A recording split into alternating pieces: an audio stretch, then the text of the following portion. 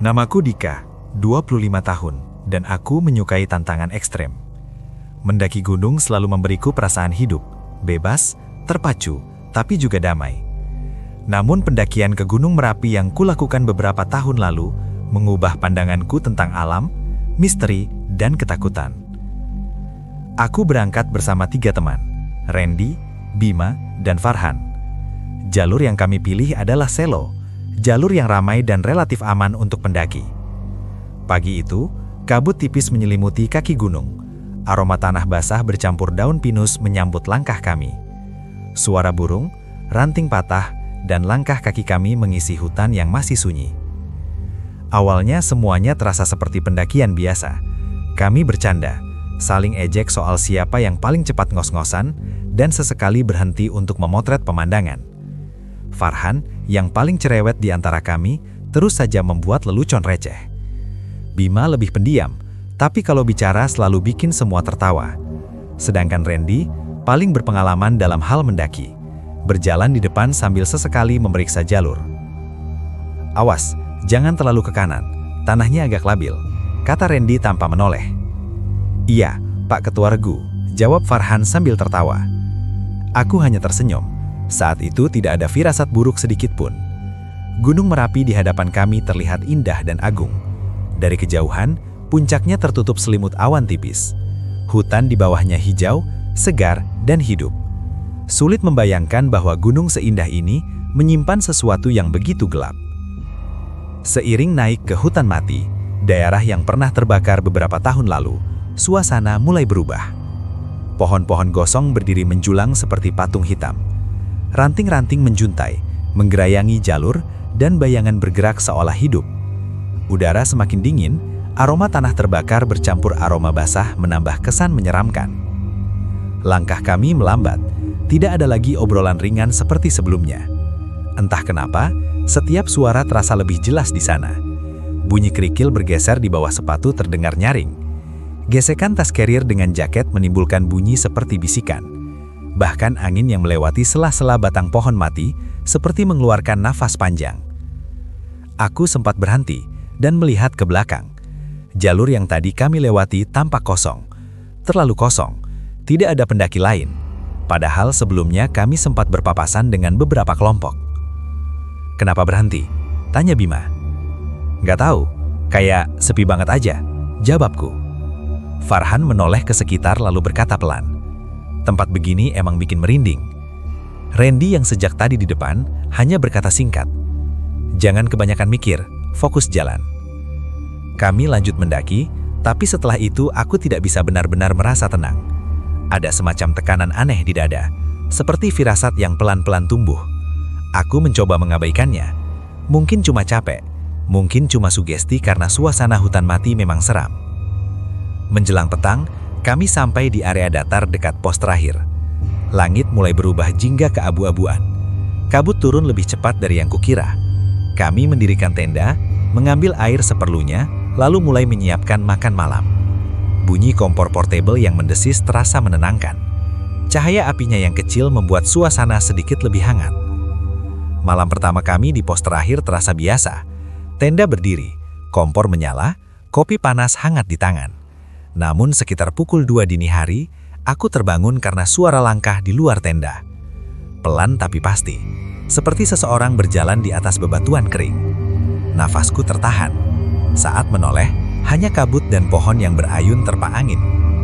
Aku menutup resleting tenda, mencoba menenangkan diri. Awalnya kukira mungkin pendaki lain yang lewat. Tapi setelah kupikir, siapa yang berjalan mengelilingi tenda orang lain selarut itu? Dan kenapa langkahnya pelan sekali, seperti sengaja ingin terdengar? Aku menahan nafas dan mendengarkan. Krek, krek, krek. Suara itu berhenti, tepat di sisi kepalaku. Di balik dinding tenda, aku bisa mendengar butiran tanah kecil bergeser. Seolah ada seseorang berdiri diam di sana, hanya terhalang beberapa lapis kain tipis. "Ren," bisikku pada Randy yang tidur di sampingku.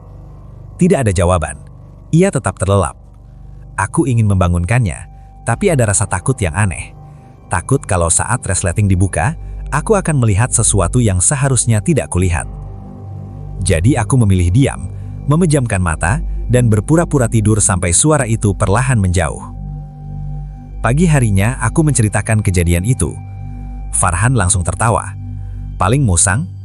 Musang pakai langkah kaki kayak manusia, kataku kesal. Bima tidak terlihat menertawakannya. Aku juga dengar sesuatu semalam, tapi kayak suara gesekan. Randy menatap sekeliling kami, lalu meminum kopinya perlahan. Kalau di gunung jangan gampang panik, banyak suara aneh. Tapi suara langkah itu jelas banget, kataku. Randy tidak menjawab. Ia hanya menatap ke arah hutan mati yang tertutup kabut tipis. Tatapannya membuatku tidak nyaman, seolah dia tahu sesuatu tapi memilih diam. Kami lanjut mendaki setelah matahari naik. Cuaca terlihat cukup baik, walau kabut sesekali turun lalu menghilang. Jalur semakin menanjak dan vegetasi semakin jarang. Dari titik tertentu, pemandangan di bawah tampak luar biasa indah. Hamparan hijau, desa-desa kecil dan langit pucat membentang jauh. Namun keindahan itu terasa dingin, tidak menenangkan, hanya seperti lukisan sunyi. Malam kedua mulai aneh. Aku keluar tenda untuk buang air, dan kabut tebal turun. Pandangan terbatas hanya beberapa meter. Suara bisikan terdengar di antara pohon. Kata-kata yang tidak kukenal, seperti mantra atau bahasa lama. Jantungku berdetak kencang. Aku berlari kembali ke tenda, tapi teman tidurku masih nyenyak. Aku mulai merasa sendirian meski bersama orang lain. Sebelum masuk tenda, aku sempat menoleh ke kiri. Di antara dua batang pohon gosong, ada sesuatu seperti siluet orang berdiri. Tinggi, kurus, tak bergerak. Aku menyoroti senter tapi yang terlihat hanya kabut yang berputar. Saat cahaya kuturunkan, sosok itu seperti muncul lagi. Tidak jelas, tapi cukup untuk membuat tengkukku dingin. Aku masuk ke tenda sambil gemetar. Suara bisikan itu masih terdengar.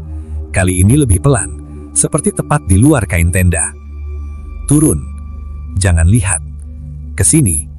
Kata-kata itu samar dan bertumpuk, seolah diucapkan banyak suara sekaligus. Aku menutup telinga, tetapi anehnya suara itu seakan tidak masuk dari telinga. Ia terasa langsung muncul di kepala. Pagi harinya wajahku pasti terlihat kacau, karena Randy langsung menatapku serius. Ia berkata, di hutan mati ini, banyak pendaki bilang ada yang hilang. Dan beberapa pendaki yang terlihat normal malam hari, sebenarnya tidak kembali. Aku senyum kecut, tapi ketidaknyamanan mulai menggerogoti pikiranku. Pohon-pohon gosong tampak hidup saat kabut bergerak. Bayangan panjang menutupi jalur. Maksudmu apa? Tanyaku. Randy diam beberapa saat sebelum menjawab. Dulu aku pernah dengar cerita dari porter lokal. Katanya ada pendaki yang turun dari gunung, ngobrol biasa, makan biasa, jalan biasa. Tapi pas sampai bawah, teman-temannya sadar satu orang sudah hilang dari malam sebelumnya. Yang ikut turun itu bukan dia.